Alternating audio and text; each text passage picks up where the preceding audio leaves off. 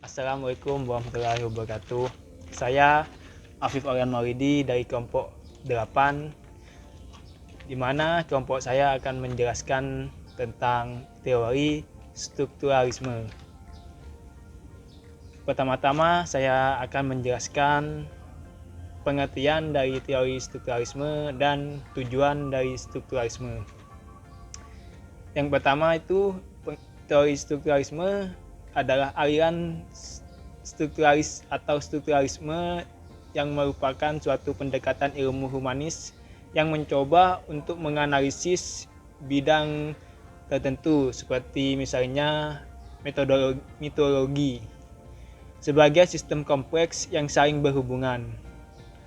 Kemudian aliran ini diterapkan pula pada bidang lain seperti sosiologi, psikologi, antropologi, psikoanalisis, teori sastra, dan arsitektur, yang menjadikan strukturalisme tidak hanya sebagai sebuah metode, tetapi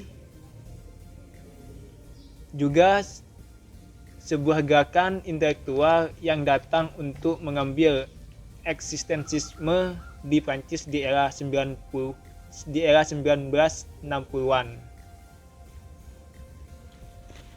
Selanjutnya, tujuan strukturalisme yaitu mencari struktur terdalam dari realitas yang tampak kacau dan beraneka ragam di permukaan secara ilmiah atau objektif, ketat, dan berjarak. Terima kasih. Ketiga akan menjelaskan tentang sejarah dan ciri-ciri teori strukturalisme. Sejarah strukturalisme tahun 1966 digambarkan oleh Francois Dos dalam bukunya Histoire du Structuralisme sebagai tahun memancarnya strukturalisme di Eropa, khususnya di Prancis.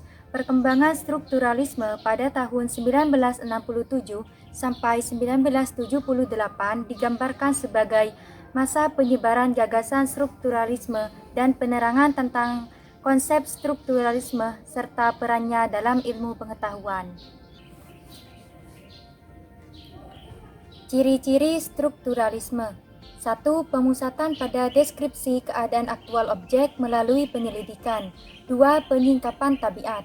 Yang ketiga, sifat-sifat yang terkait dengan suatu hal melalui pendidikan. Ciri-ciri itu bisa dilihat dari beberapa hal, yaitu yang pertama hierarki, yang kedua komponen atau unsur-unsur, yang ketiga metode, dan yang terakhir model teoritis yang jelas dan distingsi yang jelas. Terima kasih. Pemateri terakhir akan menjelaskan 3 teori strukturalisme.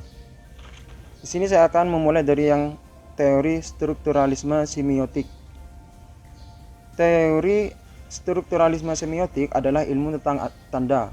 Ilmu ini menganggap bahwa fenomena sosial atau masyarakat dan kebudayaan itu merupakan tanda-tanda semiotik.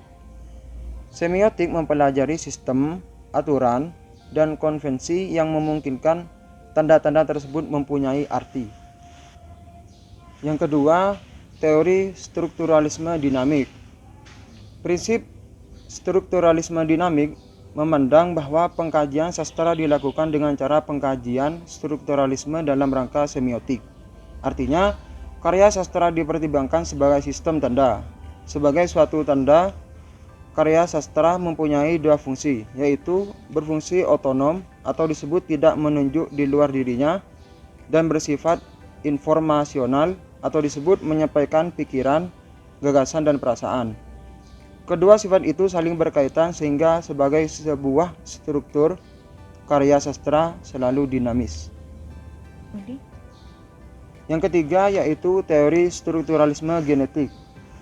Pendekatan strukturalisme genetik berpijak pada prinsip strukturalisme yang diperbaiki dengan memasukkan faktor genetik dalam memahami karya sastra. Faktor yang terkait dengan karya sastra adalah pengarang dan sejarah yang turut mengkondisikan saat karya sastra itu diciptakan. Baik, terima kasih dari kami. Wassalamualaikum warahmatullahi wabarakatuh.